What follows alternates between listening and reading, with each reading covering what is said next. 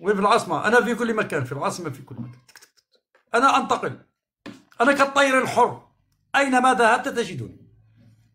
الحجاج، يا حجاج لا تضحك، فإن سيفك مؤلم. لا أقول فيك شعرا وإلا أصبت بالفتنة، دعني منك. وإن شايف العاصمة، العاصمة أتيك يا أخي، والله قلته ومر مرور الكرام.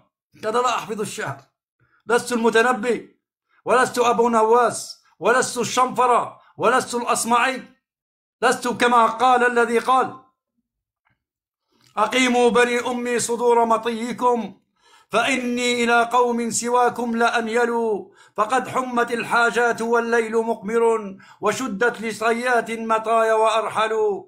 وفي آخرها يقول: ولي دونكم أهلون، سيد عملس وأرقة زهلول وعرفاء جيئل، هم الأهل لا مستودع السر دائع لديهم، ولا الجانب ما جر يخذل. وش نقرأ تعليق؟ ليش تخاف من سؤالي الحجاج؟ لا أخاف، لا، هذا تقدير لك. عما أكرر، لا تدق لي هذا. نعم، لا أحب، لا بد الإنسان. شوف، نحن في هذه الدنيا لا ندري متى نرحل، حتى وإن أخطأت مع ربك، كما قال النبي صلى الله عليه وسلم: اسمعوا وعوا، لو لم تذنبوا لذهب الله بكم، وأتى بقوم يذنبون فيستغفرون الله فيغفر لهم.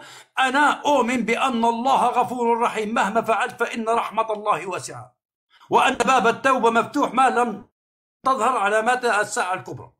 أما الإنس فإني أخاف منهم. لماذا؟ لأنهم لن يرحموك. المولى سبحانه وتعالى يوم القيامة يقول لك: عبدي قد غفرت لك الذنوب والأوزار، ومن أجلك سميت نفسي العزيز الغفار.